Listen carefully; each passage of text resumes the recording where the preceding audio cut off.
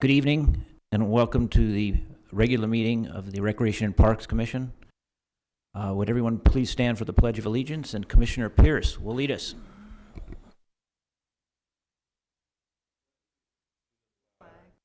United States of America.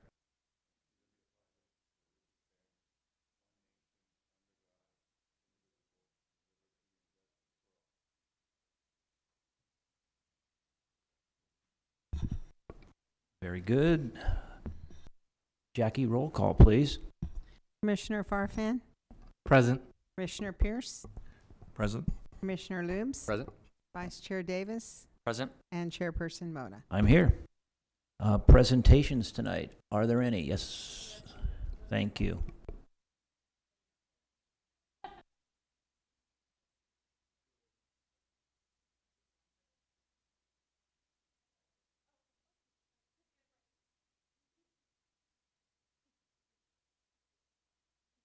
So is that no presentation?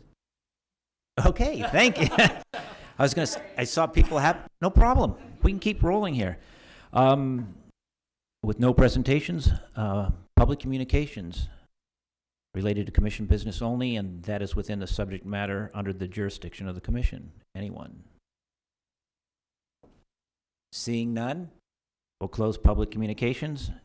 Move on to the consent calendar. Approval of the minutes of the Recreation and Parks Commission regular meeting of July 19th, 2017. Recommendation is approval or discuss and take other action related to this item. Anybody? I'll make a motion to approve. All in favor? That's 5-0. Jackie 5-0. Unfinished business. Consideration and possible action regarding the review of fencing and alternative barrier options to increase safety at various playgrounds. Recommendations discuss fencing and alternative barrier options to increase playground safety, or 2, alternatively, discuss and take other action related to this item. Meredith, take your time. There we go. Okay, thank you very much. This is a continued item, unfinished business from the last meeting, if you recall. Representatives from the El Segundo Moms Club came and expressed their interest in suggesting that the Parks and Recreation Department install fences, particularly around Holly, Kansas Park and also Hilltop Park. And the reason being is that those two playgrounds are in fairly close proximity to the streets in the area, and they felt that that would add an added security for perhaps toddlers who might get away from them. And we know that our tot lot at Recreation Park is separate from our other structure, and the smaller one is fenced in, and we do get comments from time to time about how people frequent Recreation Park's tot lot for that reason. But we just wanted to come back. There were some things that came out of the discussion here at the commission. So we have some follow-up items and just sort of expanding on that discussion. So again, that's the background. Some of the comments and concerns that we heard at the time was from the commission were, if we put a fence up in one park, how do we determine if that's appropriate for every other park or not? And, are we sort of opening a can of worms as far as maybe putting fences in some parks and not others? And what do we do when that next request comes? We talked about, is it a perceived safety concern or a real safety concern? And you asked us to research some things. The fire department did search their metrics and their data, and they did not have any EMS responses to that site from playground incidents or pedestrian car incidents. We also took a look at the street signage and talked to the Public Works Department about street safety and traffic measures that could be discussed. There's a little picture of, this is the type of sign that we have out near the playground. The playground's out here in the distance. So I believe Joseph went out and took these photos, but we have 2 of these signs, one in each direction on Kansas. So this sign is obviously a warning that a park is coming up for drivers on that street. In terms of adding any physical modifications to the street, such as street humps, that is a much more comprehensive project that Public Works would need to really study the traffic. It needs to undergo an assessment, probably go to the traffic committee, which the city does have, which is made up of the Public Works Director and traffic safety in the police department. It's also come to my attention that we don't believe there are any speed humps in El Segundo. And they had to look into it a little bit further to even see if there was any sort of policy regarding installation of speed humps. So that would not be a quick fix, put it that way. Impact to other park users. We talked about surveying neighboring residents. We have not gone that far yet, but I did look into, and I think the next slide might have a map of how many residences we're talking about. In terms of aesthetics, these folks who maybe walk their dogs across the street on a daily basis or multiple times a day, or look out their kitchen window, is a fence going to impact their view, I guess you could say, or just the look of the neighborhood. We took a look at the review of the parks needs assessment that we did about a year and a half ago, and I have some slides on that coming up, just talking about, what is our community saying as far as what we need at playgrounds. Fencing was an option to sort of click, and I'll show you where it stands out in the list. And then the impact, again, on the aesthetics and the loss of natural environment. So we wanted to explore not only alternative fencing options, types of fencing, but also, are there some natural barriers that we could take a look at? So this is the neighboring residential map right here. This is a 150-foot radius. Here's Holly, Kansas Park, and we're really focusing on this park and not so much on Hilltop. But this park right here has about 35 residences within this 150-foot radius. This is the condo complex on the corner here, and this is a view catty corner. So you can see this is the adjacent streets. Tough to read on here, but I'll take you through it. This is the Park Needs Assessment Survey results. One of the questions we asked was, which El Segundo park do you most frequently visit? Rec Park is that top line.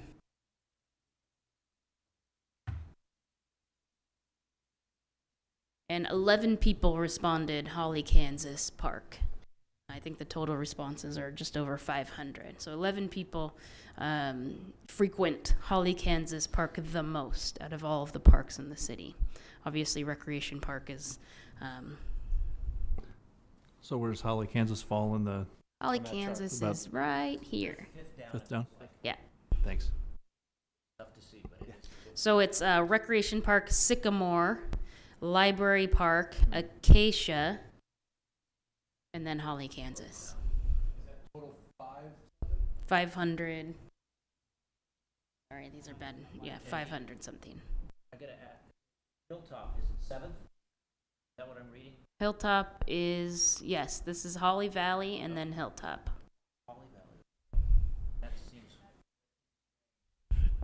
Meredith, This is, the question was which park do you frequent do you most frequent visit? so they can only select one. Yes. And this went out to what list of? This was online. I think I did it. It was a couple years ago, maybe? Mm-hmm. It was about a year and a half, too. Yeah. But it went to anybody who was on what list? What email list? Or it was just online? You had to be It drawn was to online, and I believe we put it out through email list through our class registration system. You could access that through the city website, correct? Mm-hmm. It was Yeah. all over. Yep. Okay. Facebook, everything. Yeah, thank you. Okay. This other question, what support elements are important to you when choosing to visit a playground area?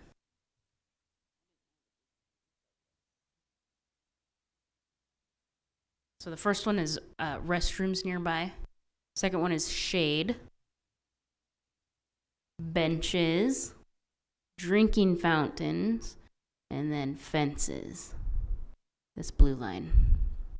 So you can see, as far as what's most important in a playground, it came in 5th of the options that we put up. And how many responses is that?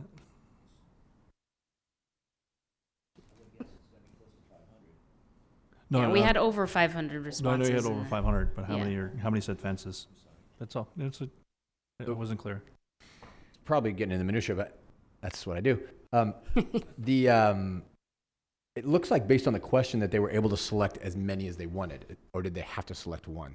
Because it says I'm what so support sorry, elements this are is such a important to poor you. quality. So could they have checked more than one on that question? Do you recall? One second, let me try something.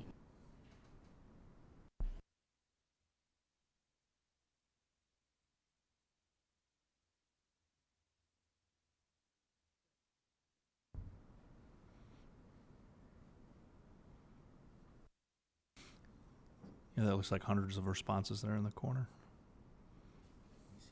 It looks like 3 digits. 504-ish. For total? Yeah, it looks like it. 504? Which was the same as the last slide. Same. So they can only go for one, yeah? I don't know. Well, if there's Yeah, I think if it was most important, it was 1. Right. Yeah, but that's the number of respondents, not the number of boxes that were checked. Whatever. Maybe it's a moot point. I just. And fenced area looks like 160 or so. Because there's a difference between 160 people saying that's my number one versus 160 people saying that's one of the things that's important to me. Sure.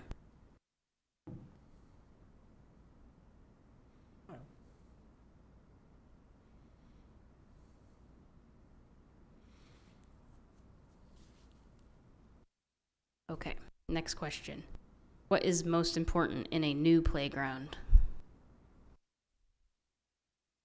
Restrooms, shade, interactive play equipment, benches, does that say benches?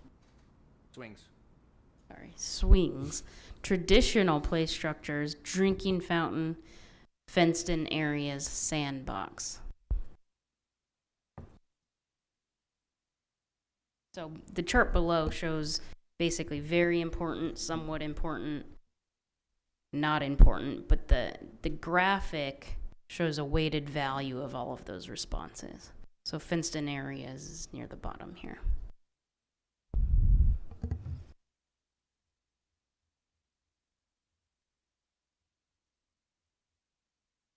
This is the last survey question related to fences. So, what park improvements would you like to see in El Segundo? So shade.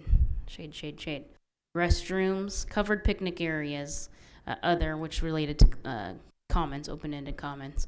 Renovated clubhouse, renovated hockey rink, public art, fences around playgrounds. This is something that we have heard in the past, and that's why we put it on the survey.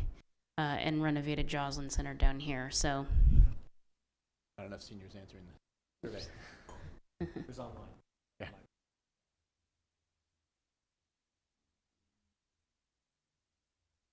any questions on those?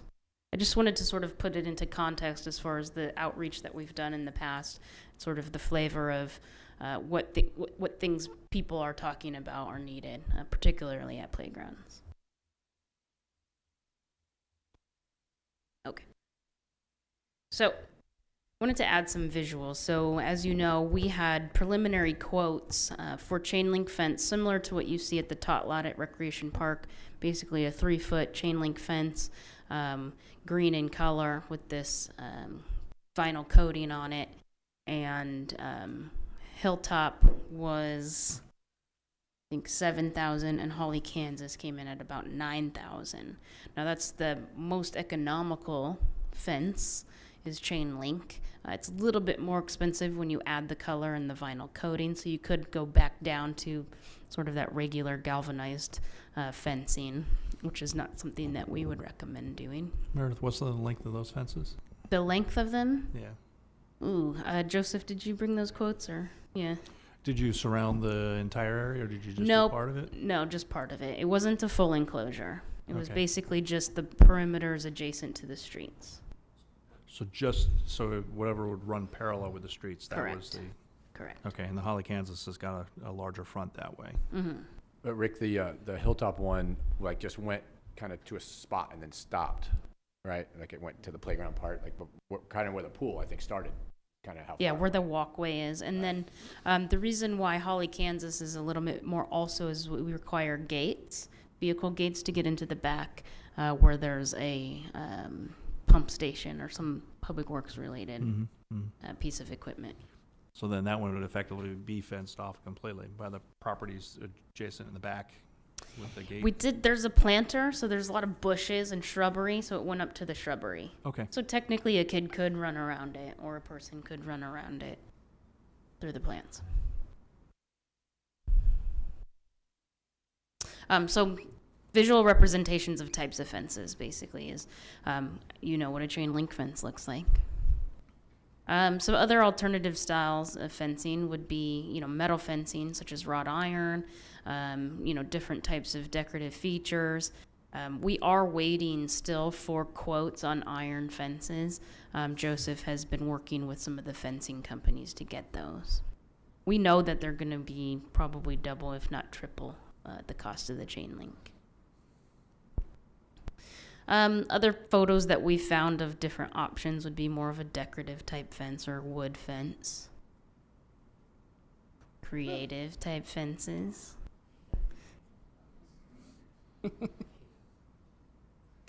And then we also found the photos of more of a natural type hedge or barrier that could potentially serve the same purpose or part of the purpose. Just in at least slowing down maybe a ball that's headed towards the street with a kid chasing after it. So this is some option. There's obviously, a more trimmed version. This is probably 3 or 4 feet tall, a more bushy version here. But what we think is if we went towards the hedge option, this is the recommendation from our park staff on a type of shrub. It would look something like this. We would definitely want to keep it short so that we would still have visual, and the police department driving by or anybody driving by would still have complete visual into the park. But again, would have some sort of barrier to slow down or to make sure that there's 1 or 2 entry points into the park area. There's obviously things to consider when choosing plant material. With this one, Joseph picked out just because it's easy to prune into a border, and particularly at a playground, we think about things like blooms that might attract bees or wasps. And so this one is simply an evergreen and wouldn't do that. It would have a minimal cost to install, under $1,000 per park. That's basically for the plant material. Joseph can speak to what the process might be if you're interested in that. Possibly moving some irrigation if we had to, and taking out a portion of the grass. We would say if we went this route on Holly, Kansas, we would probably put it on the perimeter next to the sidewalk so that it would encompass the entire park area. What is the height? I know it's short. It's shorter than 3 feet. So are we 18 inches? We 24 inches? Control the height. What's your? What do we have a suggestion? 24 inches. 24 inches. Good. Go from 24. I wouldn't go beyond anything under. Um, Everything would be maintained probably around 24, highest 3 feet maximum. It depends how active I think that's too high, but. But okay. those are maintained as how you could choose the level of height boxwoods. Okay. So, Just walk by the hilltop and the edge of the play area, right? It's surrounded. It's on a cement base. It looks like. Would bushes work with the way the slope is at that area? Is that, or would you have to do some improvements there to? Are you talking hilltop part? I'm talking hilltop. Talking as the entrance point where that wall is, and the I'm actually thinking like the very, get my directions, the very northeast corner, closest to the parking structure. Right, It looks like there was exactly. a big fall off Right, right there's a there. big fallout zone. We talked about putting some type of railing fencing right there where the cinder block wall meets the playground and there's like a Right. 3-foot drop. Yep. That's what we're talking about, maybe putting some type of railing. So it's probably a combination of bushes and Right. that. Okay. And the Holly, Kansas is a flat, essentially, area. Yeah, right? that's just a flat area, and like Meredith said, we'd go along the sidewalk. Yep. And the thing is, we talk about fencing in that, and I discussed it with parents out there in the playground area. They choose to go maybe with, well, a fencing, or either a barrier of foliage, but they want it on the borderline of the sidewalk, so if they're sitting in their beach chairs watching their kids, there's nothing blocking the view from the grass area into the playground area. Yeah. So they don't want any visual blocks. That's what they requested. Yeah. So that's why we're going to the curb line of the sidewalk. Right. And the playground equipment in that park is centrally located on that lot, right? Right. Whereas the one up at Hilltop is right there, right at the edge. Right. And then as you go west on that, then that's where the picnic benches and Right, exactly, things and the are. barbecue. we recently relayed out the Hilltop, right? With Right, so subdivision last couple Hilltop years? used to be butting up against the sidewalk Yeah. on the east edge. And when we did redo that, we pushed it back about 10 feet. And then now it has that sloped grass area where, Yeah, I know one of the things To the I was sidewalk. thinking is if we had an opportunity with a park to reconfigure it in such a way, if you put the picnic benches closer to the street and the play Mhm. equipment more towards the center of the park, you may not have to even do any kind of investment relative to that by leveraging an opportunity, but it doesn't look like that's an option there. The benches at Holly, Kansas, they're in the back as well, right? Yes. Are they're structurally committed to their location? Are they on a concrete pad and then bolted Yes, down? those ones are, but anything could be moved if you felt that it was an area where we should move them. No, just looking at the trade space to understand if there's a That's on the- reconfiguration that might make a little more sense. But I think the shade's also on the back. Right, as it's all well, in the right? back. Yes. That's where they're preferred out there. Yeah. Uh-huh. so, we just wanted to bring back that information and continue the discussion and perhaps receive some direction or comments from the commission to either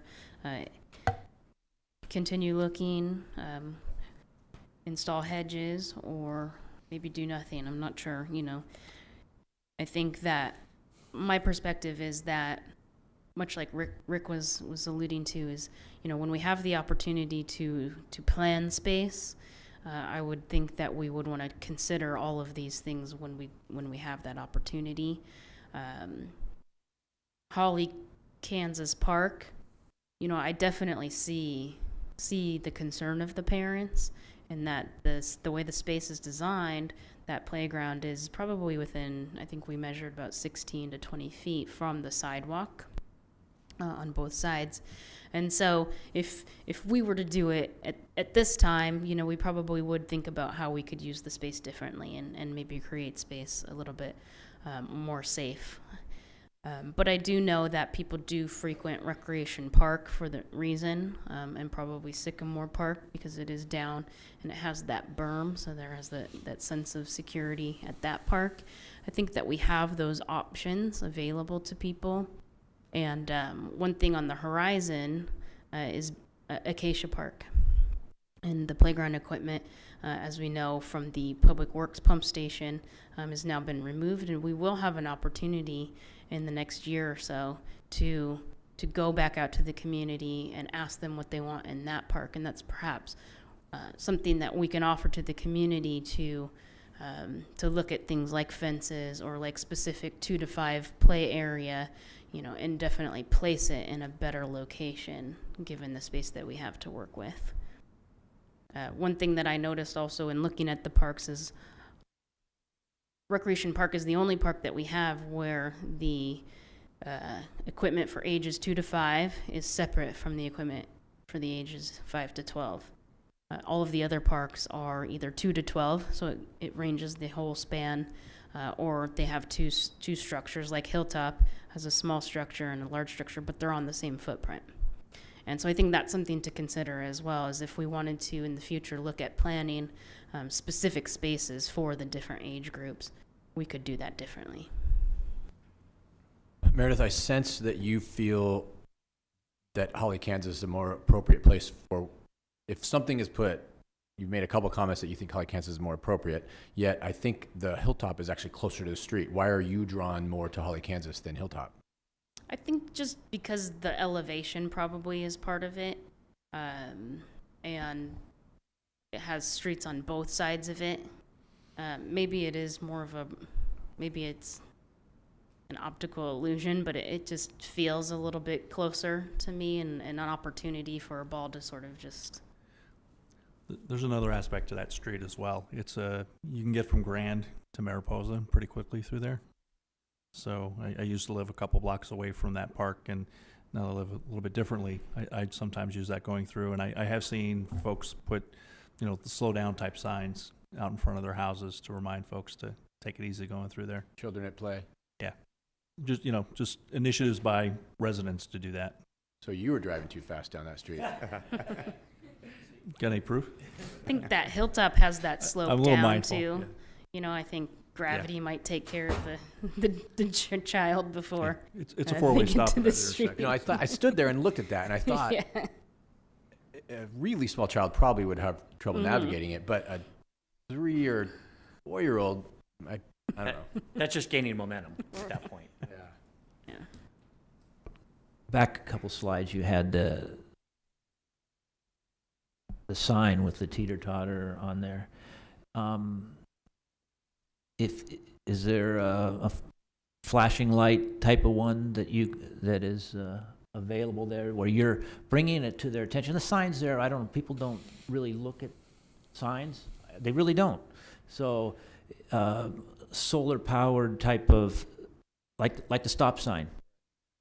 Is that a possibility? So it's a four-way stop at that intersection going through where that's at? Correct. Yeah. And the other, my thought is the other ways, it's That's- maybe not as obvious coming. But that's what I'm saying. yeah. Put that sign as you're coming to the stop sign before Right. that. Like a And- children at play with flashing. And you're slowing it, they're coming to stops, they're slowing anyway, or they should be slowing anyway. So it's just another thought I'm throwing out at you, and I don't even know if that's a possibility. That's actually one of the intersections I noticed that people actually do come to a full stop. Thank goodness. Dave, you got something? My thought was Please. that while certain residents might use it consistently, it doesn't seem to me to be the type of location where we get visitors, right? Different, like new people every day. It would seem to me that the vast majority of people driving by that park probably do it every single day, either to or from work. But you're not getting any. That's not a thoroughfare for anybody. So I don't know if there's anybody who goes by there who doesn't know there's a park right there. That's my point. So as I've thought about this since the last meeting, the whole bumps and the signs and those things kind of fell off my radar, because I just don't think it's like, oh yeah, I never noticed that park before. No, all of us know exactly where that is. Everyone in town, or everyone who lives in that area. So just my throwing that out there too. Well, and I don't get the sense from the parents that's the end solution. I think they really are looking for that, either a barrier or for us to consider, how to do that better in the future, perhaps. Yeah. So I thought about this a lot as well over the last month, and I don't think that the group that was here speaking is going to be happy with anything except the fence. So I started thinking, how can we solve this? Then it came to me. They sell baby gates. So we happen to live in an affluent community, and if everybody pitched in $20 amongst that parents group and set up 4 or 5 gates, they can prevent the kid from running. Because that's right.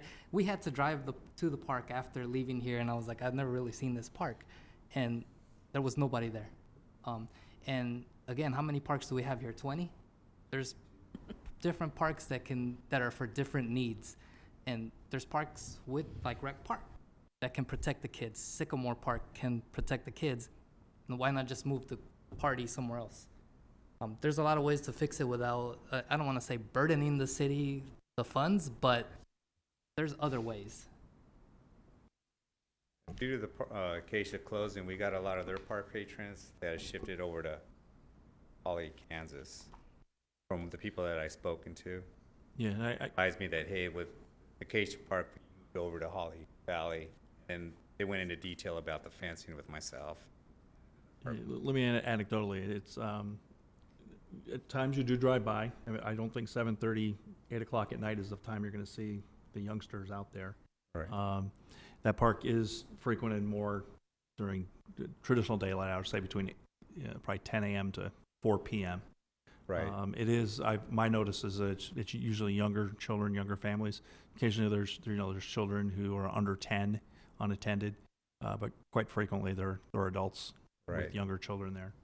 Now, from what I noticed, there is more park patrons going over there with the closing of Acacia right now. Yeah. So it has picked up a little bit, but not very much. Yeah, that wouldn't be a surprise to me. It's kind of a family park, right? Right. If you live in that 3-4 block square area, the kids will wander down there and get into it. I would say the way I did when I was under 10 in my neighborhood.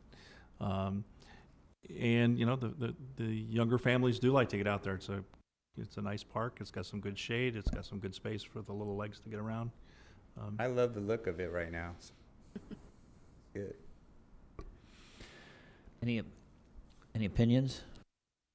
I wanted to ask one more question. Oh, go ahead, As far as please. what is the water burden on On the on boxwoods, shrubs like that? they're Yeah. very drought tolerant plant material.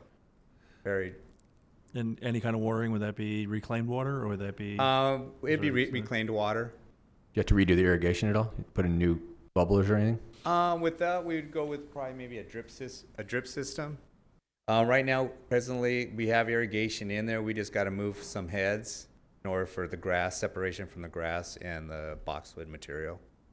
But it's not very costly. Yeah, the crews already have to visit there once a week to mow the lawn that's there. Blow down the sandbox, clean Yeah, down so it's an extra X amount of time to right. do whatever. It doesn't maybe. require a lot of maintenance, boxwoods. I mean, if you trim them every maybe 6 months, if that, it's not a high maintenance hedge. Oh, okay. That's They're mostly used for barriers, like as you can see on that walkway. right. They don't want people cutting across and that, so Yeah, they're I think the picture you're painting is that a lot of the cost, at least in the near term up front, is really in the installation. installation exactly, because they're very low with water, so And it's very low maintenance. I mean, maintenance is not an issue either. It's such It's very low. just chop it. It's a Right friendly top. it's a friendly plant to landscape. So I must say that of the options that you put up there, this is the only one that is a little bit seems reasonable to me. The rest of them, I think, do have aesthetic issues. I guess I would say that for myself, then if we were to go down this path, I still think that it would be really important just to talk to those neighbors before anything happened. That would be a really important thing. I think it's possible that this solution may be acceptable by the neighbors, which was one of my biggest concerns.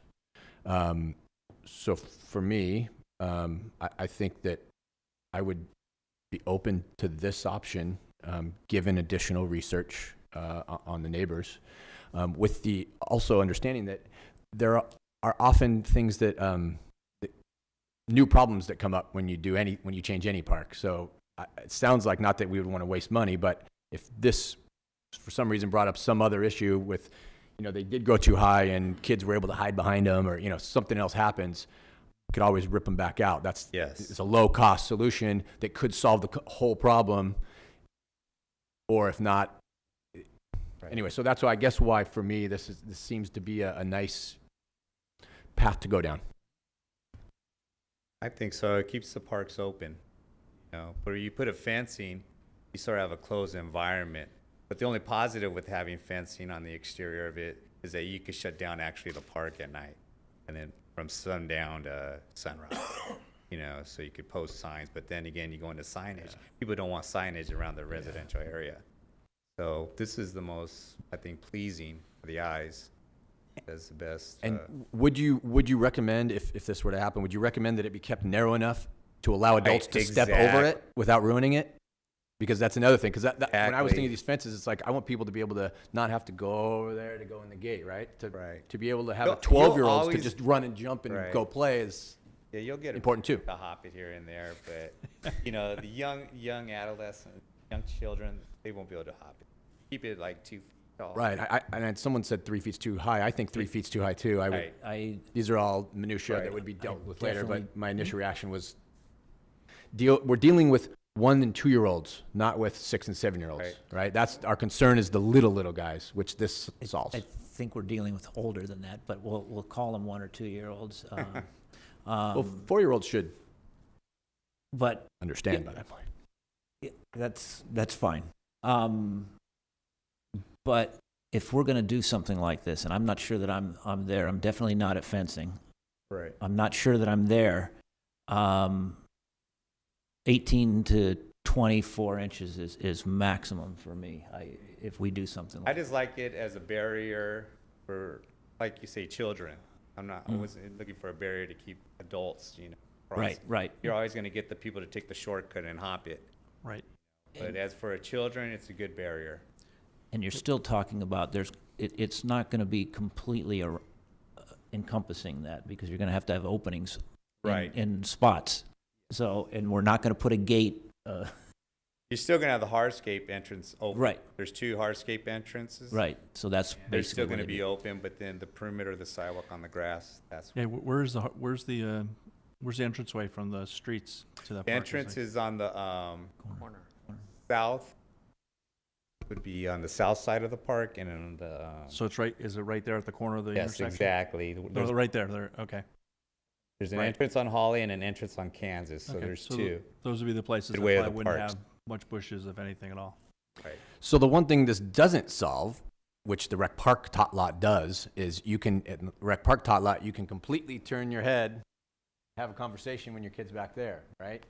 This does not solve that problem. So hopefully that, for the residents who were looking for that, I don't think they're going to get one. We're not going to have a completely safe area where you can turn your head from your child. Okay, I understand that. Yeah, and I would. I'm okay with I would that. argue either on even when you're looking, it's not a completely safe area. Completely is a rather large term to rise to. Fair enough. I think you understood my Yeah, point. I do. I think we did. I did. Yeah. Okay. No, it's there's others, folks in the community who would go every last measure, every last morsel to make sure we're absolutely safe, which is just not an achievable standard. Okay. Do we have any other thoughts? I kind of like where Dave was going with getting a little feedback from the neighbors. Is that something that can happen? Yeah, we can do that. I mean, as you can see, we have the You have a ability picture. to get the addresses. I'd have to check with the other departments if we have contact information, or we'll have to talk about how to address that and contact each individual residence. I think it's a great idea to get that feedback from them. Mhm. They're the ones that are living directly across the street from it or right around it, if not right across the street from them. And just get their thoughts if we could. Meredith, earlier in the conversation, you said if we were to go with a barrier, this is the recommendation. Right. Is this the recommendation without that qualifying first sentence? Is not you, but is staff recommending that we install something? I think it's a good compromise. I really do. I think that we've heard the comments several times and over the course of several years. So I do think it's something that, being open-minded, is worth trying and seeing if it has any sort of result on the peace of mind. Are we talking, well, I guess we can, it's whatever we do decide, but are we talking about Holly, Kansas to, if we do this, to start and do that only, see how that works out and move in, I'm going to call them baby steps, and see if we need to go anywhere else with that? Toddler steps. I'm sorry? What did you just say? Toddler steps. Okay, toddler steps. That would be my recommendation. But I don't know if we need to have a motion or anything like No, that. the question I'd have is, are we foregoing any kind of savings by breaking up a buy I don't know if there'd be any great savings or not, but just, you know. I think Not they're for $3 each, box hedges, no yeah. matter how many you buy. No, I mean, Depends what size. you make a $2,500 purchase at a local nursery, you might get a little bit of savings. What's the opinion? I mean, I hear it as, do we want to move with Dave's, I guess it's almost a motion. I think it's just direction, right? To get To- direct- to So get if additional you'd like information us from the to- neighbors. To get additional information from the neighbors and then bring it back. Can I make To the another commission? suggestion? Please. Before even doing that, would this solution satisfy the Moms Club? Like, are we going, is this not, are they going to say, thanks, but this doesn't help us? Like, you got these big openings, so now it doesn't really do anything. So maybe we do that first before the residents, because if it isn't, then, right? I think he has a great point, because if we put you through all this work and time, I'd rather, and to have them not approve of it would be Foolish. a waste. Sure. We can reach back So, out. so if we could reach out to them, and if this is viable by them, then reach out to the community, the local residents, to make sure that it appeals to them. One of the things I really like about it is the fact that as far as us setting priorities, we really haven't. We've got shade, we've got restrooms. We've heard a lot of things about these parks that can and should be done. It was a lower priority. But at $1,000 to do a park, it's fiscally responsible, I hate to say, because occasionally I may or may not be on that side. But we could do that, and then I think this is the best solution, making sure everyone has buy-in before we start to, allot public funds. Okay, I'm going to ask the question because let's say that they don't, as you called it, buy in. Where do we go from here? I think we have another unfinished business conversation Okay. at that point. And that's fine. I just want to be sure that, we're all prepared. That's the way it's going And to come back. if folks are not bought in, I'd like them to come in front and have a chat with us about what they're thinking. They can voice their opinion. Another interesting thing, a couple times I went by, sorry, I should have said this earlier, but when I was there and it's crowded, their cars parked along both sides. Like, I couldn't even see I couldn't see the structure because there were, except for the red spots, it was all the way up there and all the way up there. Yeah, on certain days it's like that, and Yeah, on when other it's days crowded. it's open like you see it right there. It's Which, yeah, To a no, certain I extent. actually thought, like, wow, those cars kind of act like a barrier a little bit. So Joseph took these pictures yesterday? Yes. At about 1 or 2 noon. It was, Yes, a little after. so, in the middle of a summer day. people are at work. So do you have the direction that you need? Yes, I do. We will Okay. reach back out to the Moms Club, let them know the discussion that occurred tonight, let them know of this sort of hybrid solution that we think could serve a good purpose, and then if they are willing to that Amenable solution, to that. then we'll move forward with the neighbors. Everybody okay with that? For the perspective of getting their feedback, not their approval. Feedback. For getting their feedback. I like it. Not necessarily their It's- approval. I think that's, And if they got additional feedback that they're not comfortable with what it is, please come back and talk with us. But, as opposed to trying to work through you back and forth, they should come to the podium and have a conversation.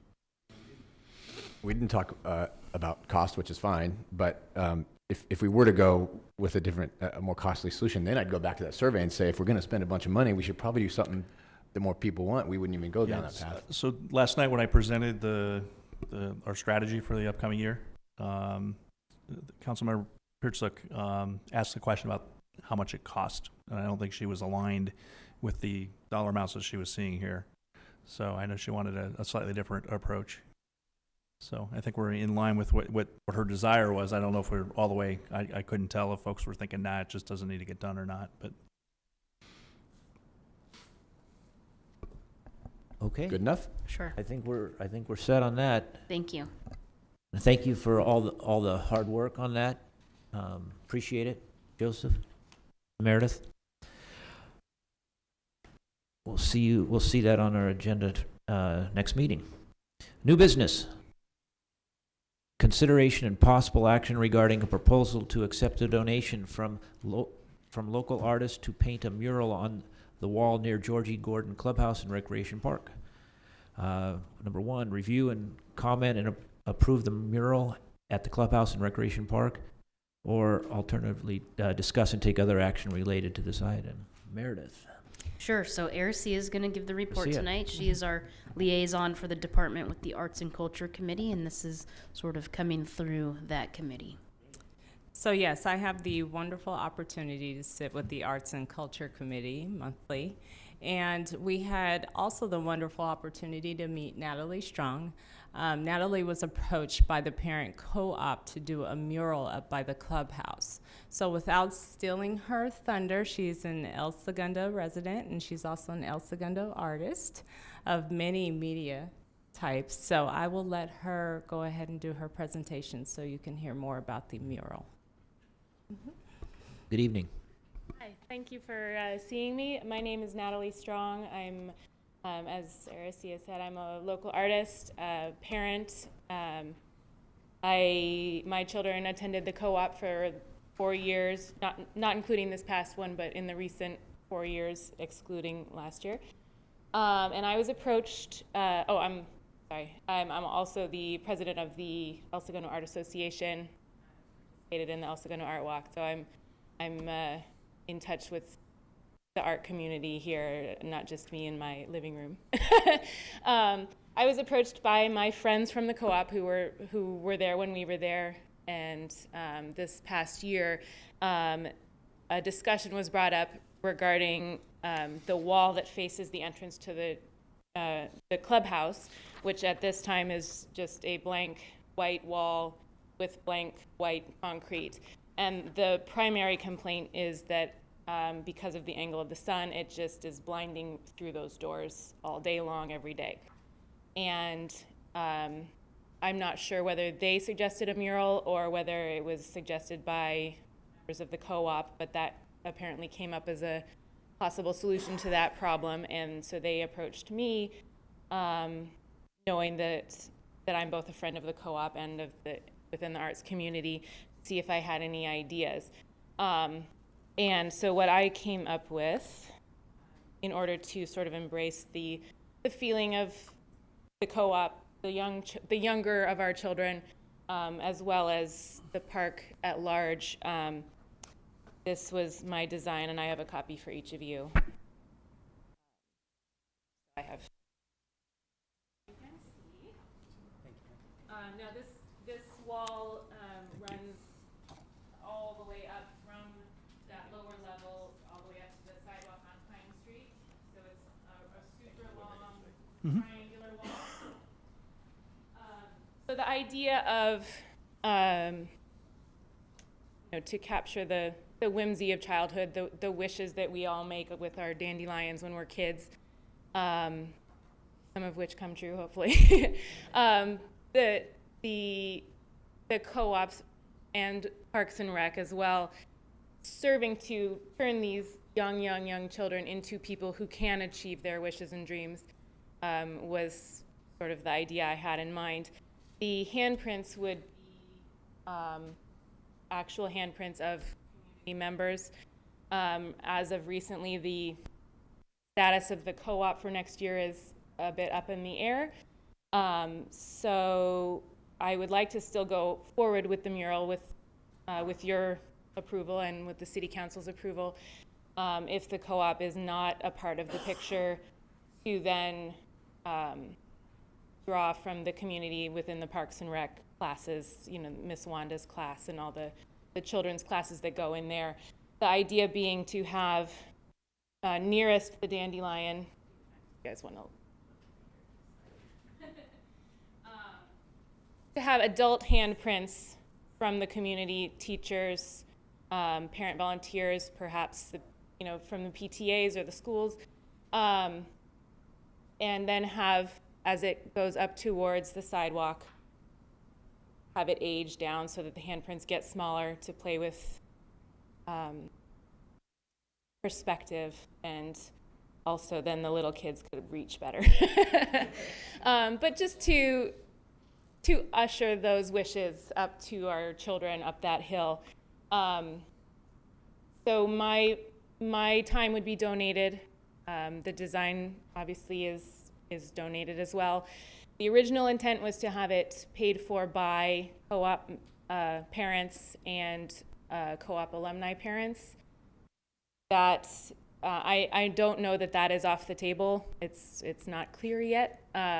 If that were to be not the case, I would like to seek funding elsewhere in the community, perhaps sponsorship from local businesses or something, to still get it done, because I've fallen in love with the idea of it. And I think it sends a nice message within the community as well. The colors I've chosen, these were the closest approximation I could get within my paint box. But I did research some colors from Benjamin Moore that I think would be lovely, and they're fairly close to this. The black is not quite black, it's more of a dark purple, purple black, and then a periwinkle cornflower blue, which I have samples of here as well.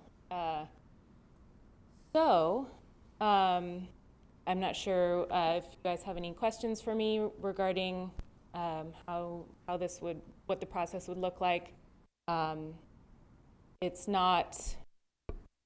It's bigger than anything I've worked on. That is an enormous wall. And the idea would also be for it to wrap around this corner. I forgot that part. To wrap around the corner onto the right angle facing wall would be the hair, the little girl's hair.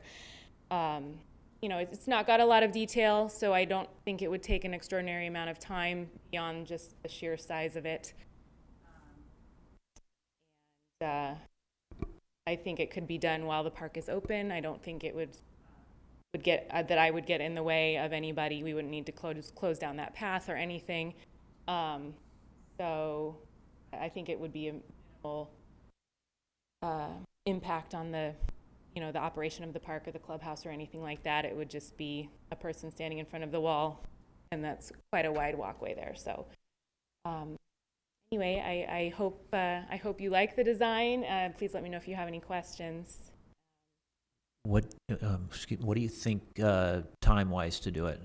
And obviously not holding you to anything. Do you have Yes. a ballpark? I think that it could be done in a couple of days. Wow.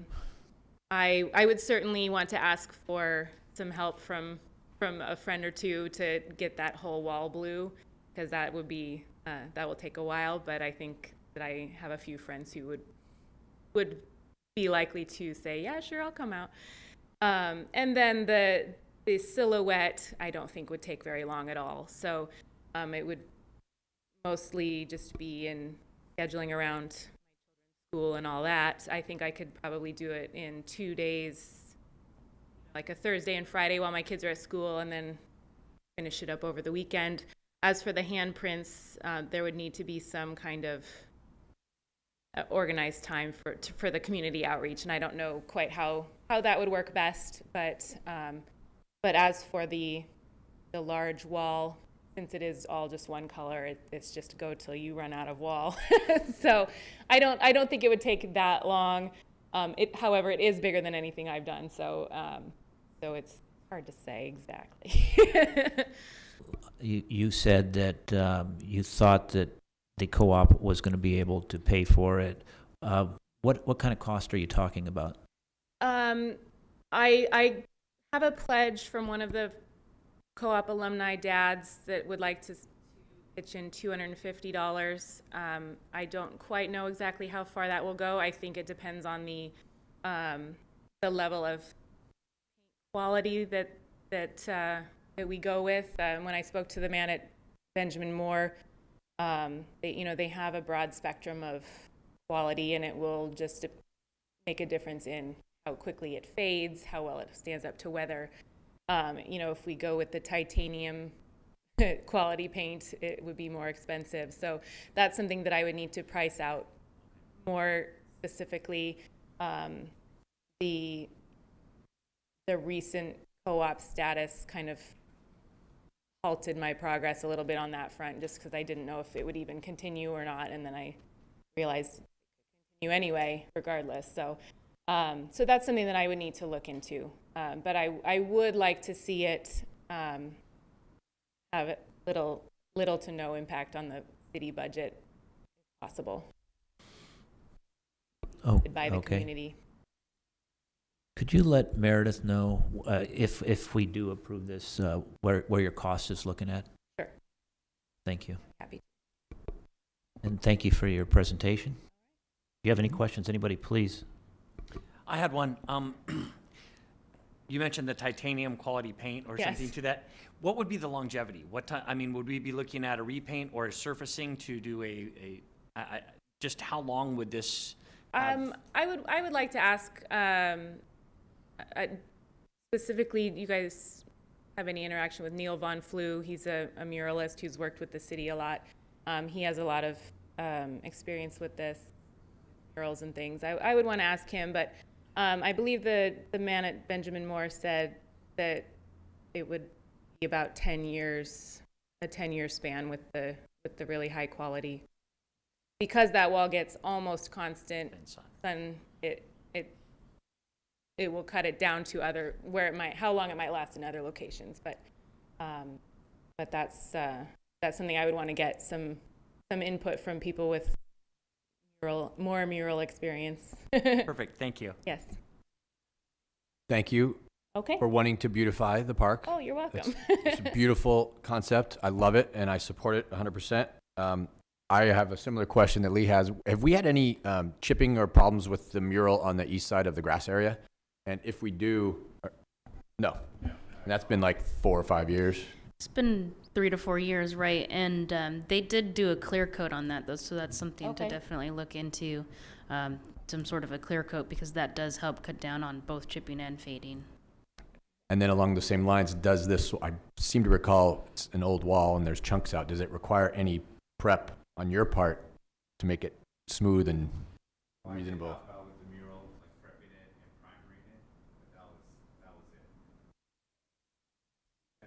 A little bit.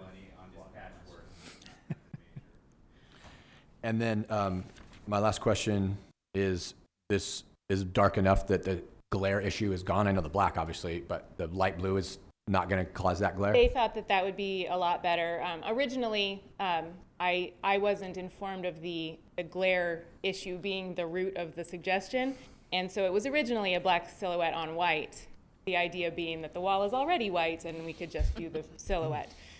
Then I was informed that, no, we want to try to cut down on the glare, and so I explored a few options of colors, and I settled with the blue because I like the blue butterfly connection. I think it kind of just continues up into the sky, and when you're blowing your dandelions, you're out in the fresh air anyway, so having it be a sky color, I like that idea. If I couldn't have white. Are there, I saw in the packet that is recommended by staff for approval. Are there any other concerns from staff that I'm not thinking of? Nothing. Awesome. I've got a question for Aricia. So murals have a lifetime, Yes. right? Has the Arts Commission thought of anything about a lifetime? And we have so many walls, and when it reaches the end of its lifetime, you have two options. You could repaint what you have, or you could offer another artist an opportunity. Is there any strategy from the arts group on that, or? We didn't really discuss having another option past the mural in some years from now.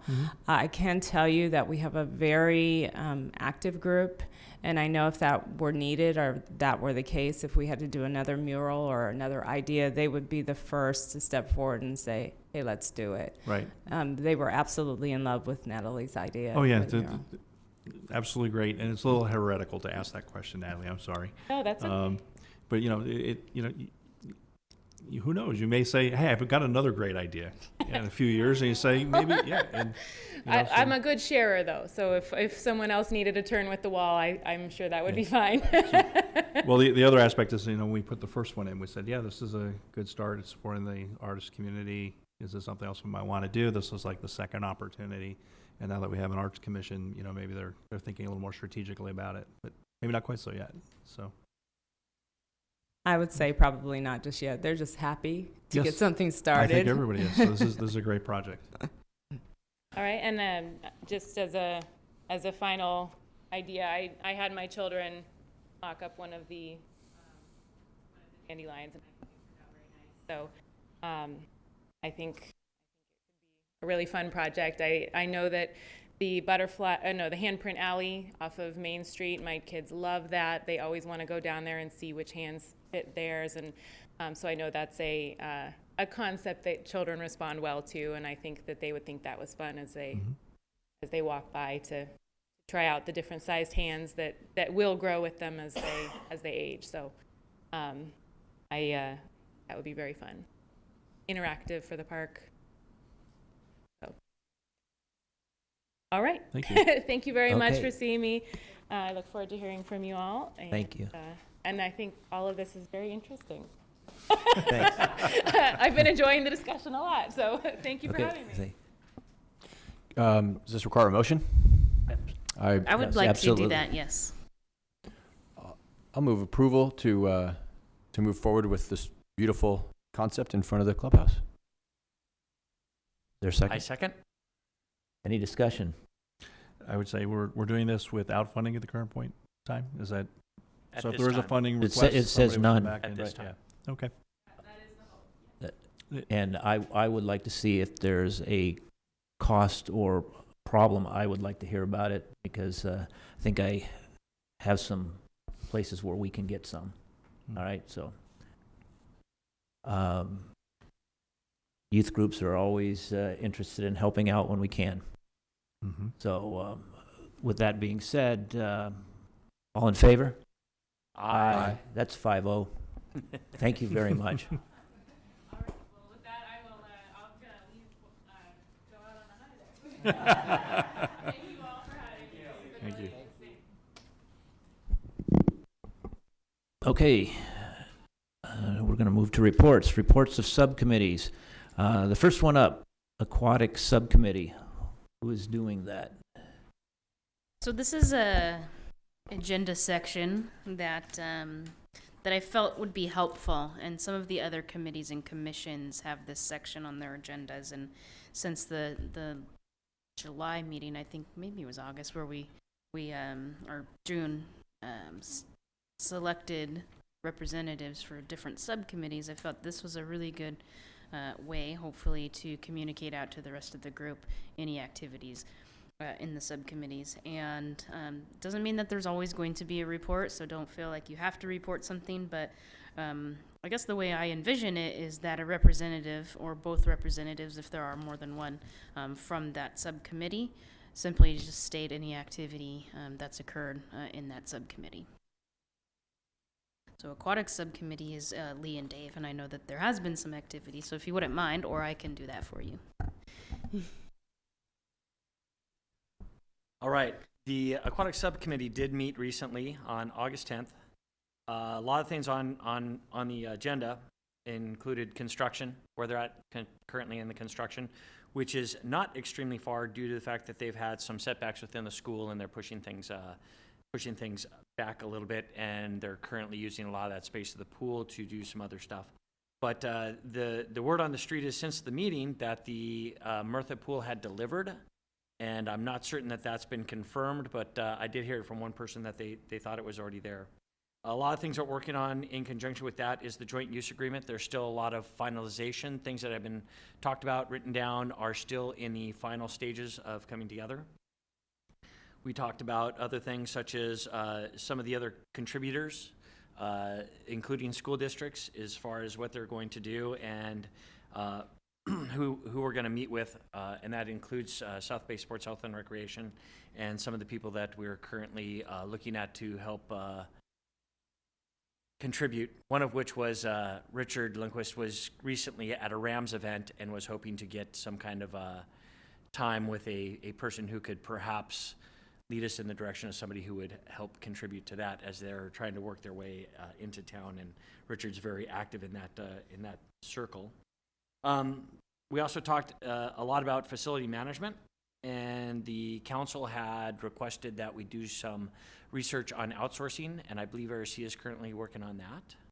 And we're looking to hear back from that, as well as manage from within and then outsource programs, which is a more traditional approach. Some of the next ones are to upgrade our study that we did in 2015 from Stu Isaac. Stu Isaac had put together a pretty comprehensive report, but didn't have a lot of the details that are now starting to get firmed up. So we're looking to have him update that 2015 study. Also come in and give the recommendations to our commission itself. And ultimately get a lot of that between the joint use agreement and a lot of the management options to council. As we're drawing within 12 months of receiving this pool, it's important that we have it up and running when they hand it to us. So that's kind of where I'm at. Dave, do you have anything to add? No, I just would note to the fellow commissioners that the negotiation of the joint use agreement is not a charge of the subcommittee. It's between the city and basically it's a staff function along with a couple council members. So the subcommittee doesn't negotiate that. It's a much smaller group. But I think that was pretty thorough. Thank you. All right. I guess we can ask, you have any questions for the subcommittee? All right. Thank you. How about the golf course subcommittee? Is that Alex? The golf meeting was canceled. Okay. Hey, nice report, Alex. Yeah. It happened that night. The night you got put on, I got an email that it was canceled. Like, oh. Oh, that's a great report. Here we go. Youth Sports Council. Commissioner Pierce and I were both there, but I'll let Slightly different capacities. go ahead. The meeting was last night. Sean Green hosted it for the city, brought the folks in. I think the biggest topic discussion was, how Campus El Segundo is going to affect the youth programs over there at the beginning of the year. The one thing I would like to say is I saw a great give and take among the youth leaders in the Youth Sports Council. And it was really great and refreshing to see. So folks are really leaning out and saying, what can we do to help and how can we support? And, the various needs were being discussed. As I understand it from the AYSO Regional Director, Roger Steele, he'll have some impact relative to what he's looking at, because I think we're projecting the 12th is where the date is. And I think that's after the first weekend traditionally that AYSO supports their games. So Roger's working with his staff right now to figure out what their season will look like. Having been in the organization before, I know Roger's got several different options he can look at to help bring that through, but I think he's still working through the planning on it. Another piece of news relative to AYSO, I think most folks appreciate that when soccer season comes up and the 1,000 kids that are in Region 92, those fields are pretty darn full. Well, AYSO at large, national, adopted new USS soccer guidelines for field sizes. And what that has done is that has shrunk the U10 field. And so for those who are familiar, when to run 2 games in the past, you require 2 complete fields. Well, with the new resizing and the new going to smaller, shorter side games, they're able to use half a field over at campus. So now they can run 2 U2 games simultaneously on one of the fields. And so that's going to drive down the field use. I mean, the same number of hours will be there, but the field sizes, it gets more games through for them. So, yeah, it was 8v8, so it's on 77. Mm-hmm. Yeah, they lowered it by a player. Yeah, the field is probably about 2/3 to 3/4 the size that it used to be. And so, that's U.S. Soccer is really looking to develop players who can have more ball control. They want to develop scorers, and they believe that a smaller field, a more compact field with a little more pressure will increase the skill. And so that's where the motion is. And so Roger and his staff decided it was in the best interest to adopt that at the local level. So if you get out to the soccer fields, you'll see a slightly different game. It's never changing and always exciting. And as far as the other seasons, I think most of the other folks were in their off seasons.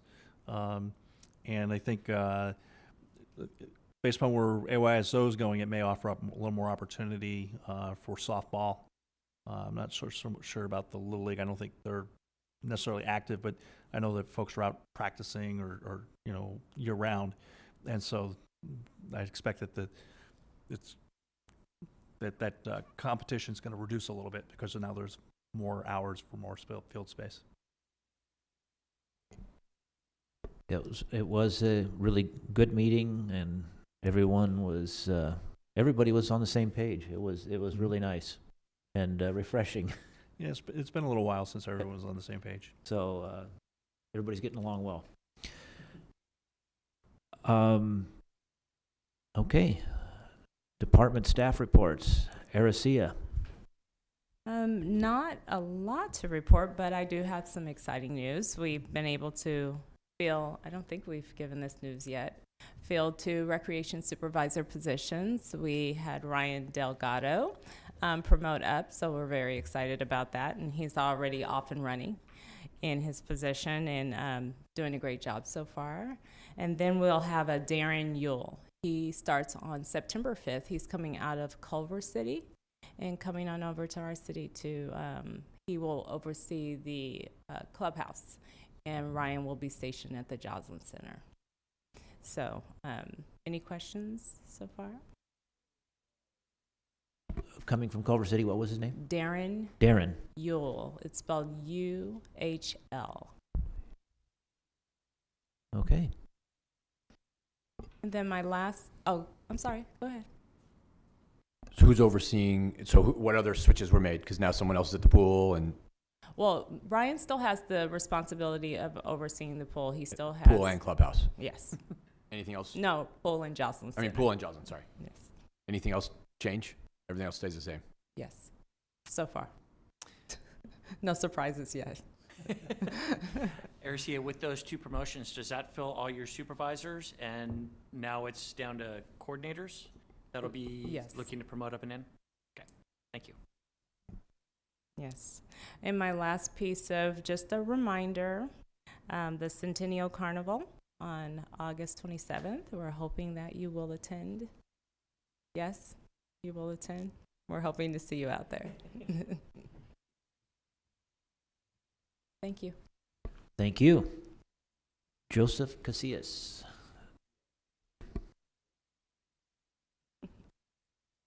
All right, Commissioner Debbie Bundy's plaque has arrived. So that came in the other day on Monday. So we'll schedule a time if you want to do the dedication on the plaque wall or at Recreation Park Friends wall.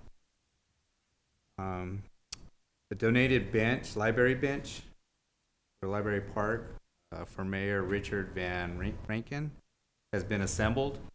I reached out to Frank Glenn. He was the contact person, but he's on vacation till the 23rd. So I'm just waiting for him to contact me back so we can place the plaque on the bench and then pick a location at Library Park.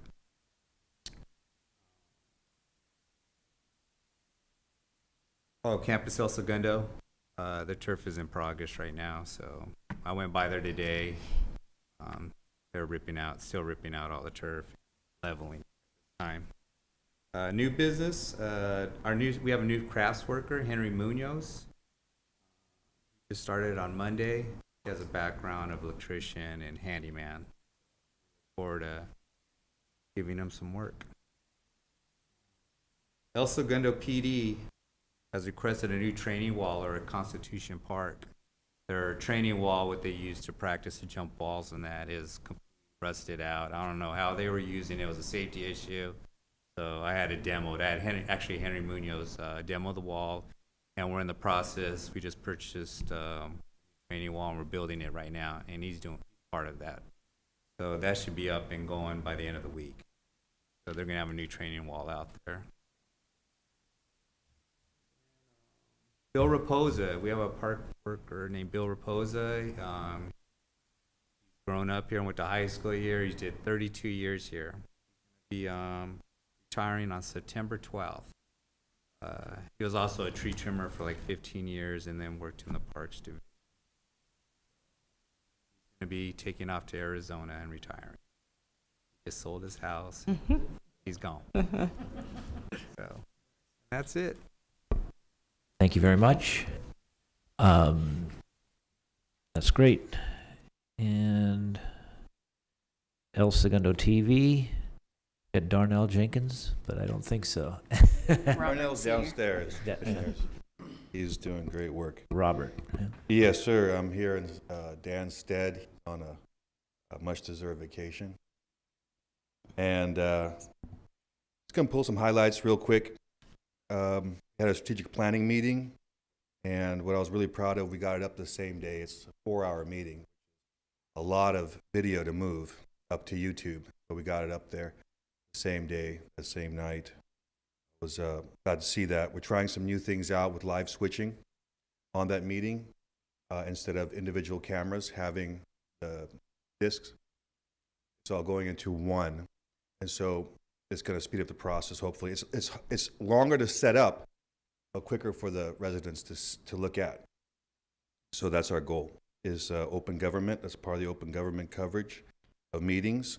Some more highlights. Bye Bye Birdie, wonderful play put on by the children here in El Segundo, is going to probably be up tonight. It's getting the finishing touches on it. The sports are coming back. The kids are going to be coming back to the high school. Concerts in the park went well. Shows are great, and videotaped all of them. So we're running those if anybody's interested. ESTV News, new one's going to be coming out in a few weeks, or in a week. And I just wanted to pull out this one. We're kind of excited because we have a city newsletter that goes out to all the residents now. This is only the second edition of it that currently is running. What's great about it is each department had a representative learn real quick, about an hour, hour and a half, how to use WordPress. And so now instead of one person doing the entire project of all the city departments, we have people taking ownership of their own departments, and it's fantastic. And we're really happy about it because we can link a lot of our videos on YouTube that people may not know about, and we're hoping to get even more people. Currently, it's been up since 2009, our YouTube channel. So, but we do have over 1 million views and 1,187 subscribers. So we're hoping to get more with this newsletter. So if it goes out to the folks and they can click on our YouTube links, it's embedded inside the newsletter, and watch some of these shows they may not know about. And some of the recent ones we have is the El Segundo Art Walk, Young Americans, Crystal McConnell, it's an artist profile, and South Bay Music Symposium, and I'm sure I'm missing some, but some of our, this is one that we really like. We've been working all year on this, and we're going to continue to work on it. We did multiple interviews of some of our senior folks in town that gave us profile histories, very short. We condensed it down to about 2 to 3 minutes of their memories of El Segundo. And they're just wonderful memories of when the sand dunes, some people remember back there working at Chevron, how that was and how the city was. And we call them just these El Segundo Remembers vignettes. And so we've included that in there. And we have some new ones coming out all the time. I think we have, I'm guessing now, about 15, 16 out already. And in fact, one of the individuals actually has passed since the interview. So we're really happy to have those memories on video. So that's all I have. If you have any questions, by all means, fire away. Robert, just wanted to let you know, I had a chance to surf through the YouTube. It was great, and the newsletter is awesome. I got to see all of that, and it's good to hear that everybody's kicking in. You could see the thought that each of the individual groups put in this last newsletter. So as you guys mature, it's going to be great. And I think the more we learn WordPress, the more we become familiar with it, we can do even more things, and the more they'll let us do with it, because there is a person that's kind of the webmaster. It's a volunteer from the technology committee, and amazing that that person is devoting so much time to improving our website, hopefully in the future, and for this newsletter. So we're hoping the more we learn with WordPress, we're really excited about it. The more dynamic it's going to be, and hopefully more people know what's Be in Touch, and another open government resource. Who's the volunteer who we should publicly thank for doing that? I wish I knew the gentleman's name, so I'm ashamed I don't know it right now, but I will find that out and email you for at least next meeting.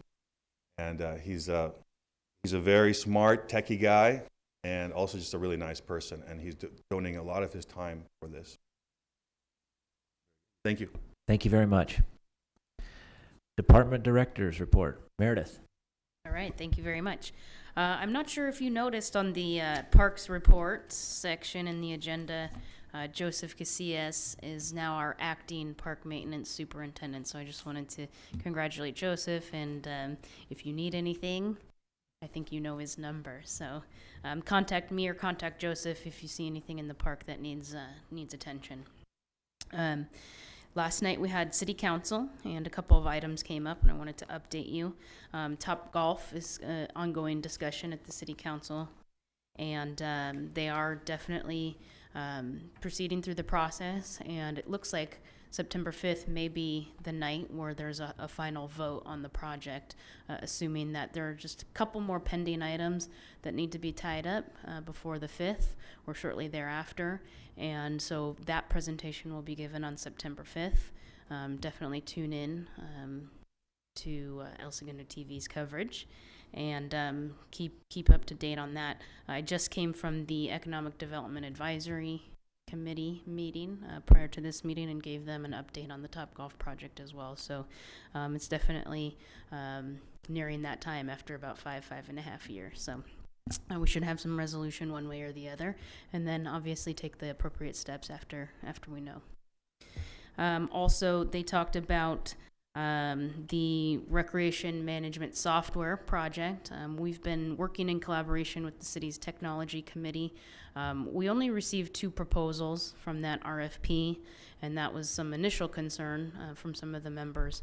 And after going through them, we realized that each of them has pros and each of them has cons. And while we went forward to city council to recommend one of the softwares, the city council felt that we should go back to the table with the technology committee and really flesh out some of the differences of opinion on that one. So more to come on that. We'll be back with the tech committee and deciding how to move forward best for the department. And also, Rick Pierce represented the commission. Thank you very much for doing that with the annual report to the council. And the council was very positive and received it really well. And so Rick did a great job, and I think that they're excited to see the commission really gaining some ground here on all these nice projects that we have going on.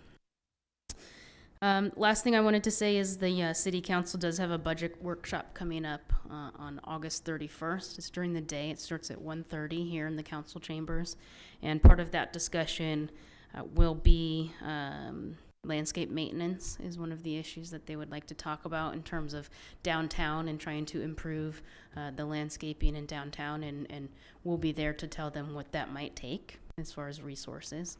And also, capital projects is something that they'll be talking about. And at the last strategic planning meeting, I definitely made it known that we have several projects that through the current process, that's a committee-driven, ranked process. A lot of times the recreation and parks projects don't always float to the top, or the funding doesn't go far enough down the list to get to our project. So that's part of the conversation, and this council definitely recognized that. And so I think that we'll be having some further discussions about trying to obtain some funding to be allocated, which my approach would be to come back to the commission and we can start looking at how to prioritize those dollars. So I hope that happens, and I'll be back and let you know. Thank you. Thank you. Anybody have questions? Go ahead. Meredith, I was able to make one of those software presentations. I made the first one. Was it a recommendation for the second or the first? Do you For remember? the first one, It was for the first. yes. Okay, thank you. There were 2 different recommendations, weren't there? Staff's recommendation and then the technology department's recommendation. Is that correct? Right, so staff recommended one. The technology committee had a consensus that the other one was a bit more forward-thinking, But on the staff side, I had some concerns about the functionalities behind it. And so they didn't take formal action to recommend one or the other. And so that's why we sort of need to get back together and So discuss it. that's why you're going back together to see if you can come up with one. Okay, Right. thank you. I think you mentioned last time that you expected Acacia Park to be down for a year. Mm-hmm. So is this the time that the council will be discussing funding to redo that park in this Right. meeting or in the next one? This one. Yes.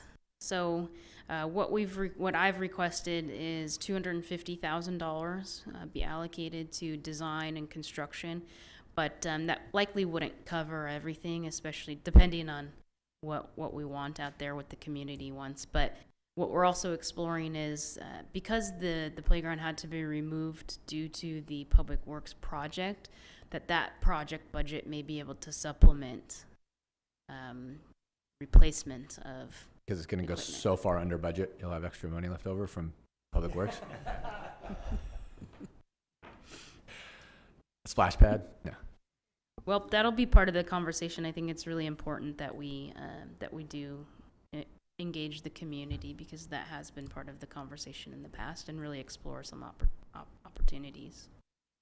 So Meredith, I'd just like to add on to what you said about the city council looking for you to identify capital projects. I think our little presentation to them last night could be a little bit of a launching board for you to get them to have eyeballs on your department a little bit more. So Absolutely. that's why I encourage, we should get out there, get in Yes. front of them every so often, I agree. keep you fresh. One of the other concerns that I've kind of gone through as we've looked at a number of different priorities and projects, including, the latest being fencing, is just identifying a lot of our priorities as far as, fence, shade, restrooms. One thing that we've given up that I don't necessarily think we've got back in the budget for sure is as we're putting new turf down at campus, the replenishment project, to see that, funds are put back in, because we're looking at another 8 to 10 years before we're going to have to replace that again. And at some point, at least put that on the radar. It's 8 years out, but again, it was cut off 5 years ago, and it had been in the budget, so that's actually an old, item that we should look at restoring at some point, or at least get some kind of direction what council is looking at in the strategic financial planning for that. Right. So that brings up a good point, that's almost automatic, the equipment replacement fund. Obviously, every year they have to choose to fund that, but there's a running list, not just in our department, but obviously citywide. So we'll make sure that gets added this year, absolutely. And so we basically anticipate the lifespan of it, the replacement cost, and then every year the calculation gets funded into that line item.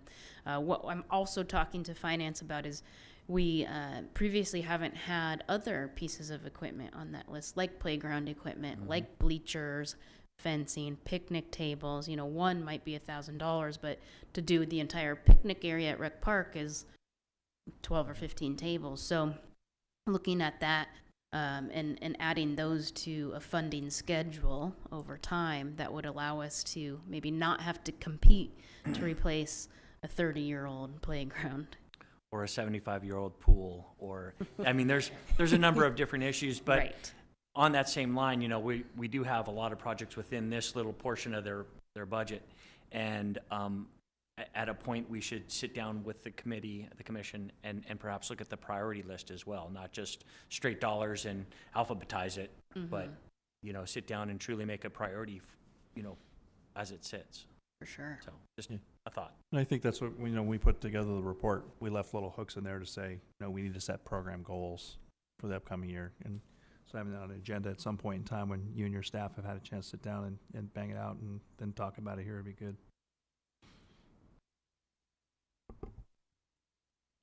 Okay, thank you. Commissioner comments. Commissioner Farfan? Nothing tonight. Okay, Commissioner Pierce? No comments. Thanks. Commissioner Lubes? Can't help but notice that 2 of our 3 anniversaries are in the room. So congratulations to you two. And then I just wanted to say thank you to the artist who I already forgot her name, Natalie. It's awesome. Love it. It's going to be cool. That's it. Vice Chairperson Davis. Thank you very much. As far as a mural, I really do like it. I like, when she told me white was her first consideration, I was like, but the periwinkle, you've got the blue sky, the blue, and it just seemed to work really well. I like the concept. I think that Mr. Moda actually alluded to the fact, I think if there's a problem with funding, I think we can work towards a goal so that it's not going to impact. One of my concerns would be we get a clear coat on it. I'm sure that's just a matter of a couple dollars here or there, but if you're going to do something as nice as this, let's protect it. And I really do think it's a great idea, and it's been a big spot. As soon as I heard the wall, I think I know exactly what wall they're talking about, and then I found it. So I was really happy to see that. The other one is I hope that as we draw to a close on Topgolf, that the community's needs are met within that facility. I think they're working towards that, and I'm going to be real curious to see how that goes. I've been fairly busy being the summer, and my current profession is kind of takes a toll on that right now. But I look forward to that, and I also went to see that presentation on the software. I really thought a lot of the things that they're bringing up makes a lot of sense and is very progressive. I know that one of the comments was it was like driving a 1965, Alfa Romeo in the Grand Prix. You're basically sitting there with antiquated equipment that you guys are having to try to make do with, and you're just trying to get into the 20th century, hopefully, not necessarily even the 21st. But just good luck with that. And I know it's not going to make everyone happy, but after that, thank you very much. Okay. Couple of things. I went to the drama production, Bye Bye Birdie. It was excellent. The kids are amazing. Staff, everybody did a great job on that. I'd like to see more people there though when it's at the high school performing arts center, but we'll work on that again for next year. Ceremony for Debbie Bundy. You'll let us know what's going on, and let's make sure we get that out there. It's a well-deserved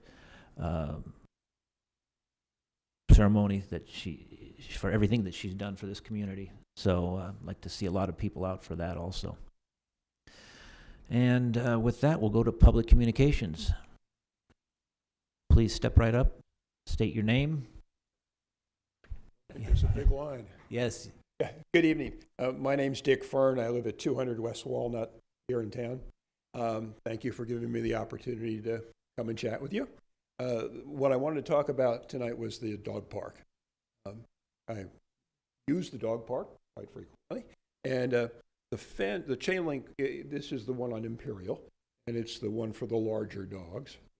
There's a chain link fence that surrounds the dog park. That fence on the Imperial Avenue side of the park is in disrepair, especially at the lower portion of the fence, i.e. right next to the ground. And so if you drove by, you might not immediately notice some problem, but if you were there at the park, you would notice it, and you'd be especially acute to it if you happen to see one of the dogs crawl underneath the fence, which they do. The people who use the park have tried to do-it-yourself repair using cinder blocks and stones and plastic ties to strap the fence together, as you might imagine, not very successfully. And so what I'd like to request is that the commission ask staff to take a look at it, see if we might be able to do a little better repair job. I saw 3 different pens go to paper while you were speaking. I have a feeling that that's going to be addressed very quickly. And you could have said that, former commissioner too, right? I used to sit next to you, so. Yes. So great to see you back here. And it was a wonderful opportunity, and I applaud all of you for the service that you give to the city. Thank you for coming tonight, and you. I'm sure that staff will be on top of that. Definitely, we'll take a look I at it. appreciate it. Thank you. Thank you. I'm guessing that's never been reported? It's been reported. It has been reported? Yeah, we've done repairs out there. Oh, you have? It's just ongoing? It is an ongoing, it's in the larger park site, so you get dogs that will start digging under and that, what to fill it back in and tamp it down and soak it, harden up the soil. But, probably look at other alternatives. Maybe some type of fabric, digging through. 2-foot bushes. Or 2-foot bushes. I like that. I like that. Maybe we can do something. I just gotta put some irrigation in there. Thank you very much. Any other comments? All right. We will adjourn to the next regular meeting on Wednesday, September 20th, 2017 at 6 p.m. Thank you, everyone.